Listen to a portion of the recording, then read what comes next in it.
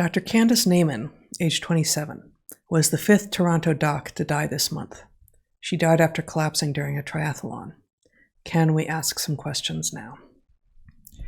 Yeah, I saw this. The other 4 were all male doctors, a little older than her. At least a couple of them were late 40s, 50. But all of them appeared to be in very good health.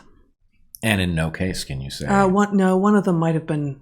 One of them might have had cancer, actually. But sorry. But nonetheless, we're stuck in the problem where, in any particular case, you could have a freak occurrence. Could be more than one. Could be all of them. But the chances that this is anomalous are pretty high, and what we're being prevented from doing is rigorously addressing the question.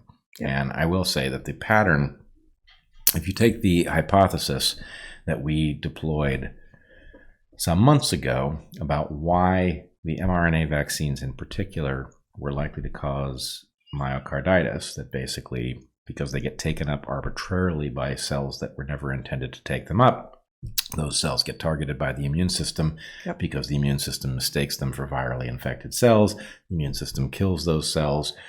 That is basically going to be necrotic damage to whatever organ it's happened in. If it's a little necrotic damage in your liver, you probably get away with it.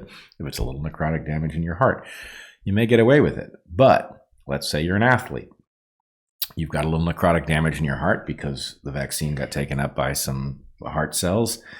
You do okay until you push yourself past some limit that you haven't seen in the last year. And the point is, that's a limit beyond which you can't function. And this would be the pattern. You would see both people anomalously dying just at points that are inexplicable, and you would see athletes dying during competition. During a triathlon. 27-year-old, extremely healthy, extremely active young woman died during a triathlon. It's tragic. It is. It's tragic, and obviously only an insane society wouldn't be interested in figuring out if there was a pattern, because the news article I read about it, some Toronto newspaper simply had a 1-sentence press release from the hospital saying it's not related to the vaccine. Isn't it now? Right. That's the thing you need to communicate. And on what basis could you possibly know? On what basis could you possibly know? And how many people are you going to put in jeopardy? Because if this is what's going on, right, it is almost certainly true that there's some period of time over which you are maximally vulnerable, right? And that there's a way, even if you've had this damage, that you could rationally approach your life that would reduce the chances that you don't survive.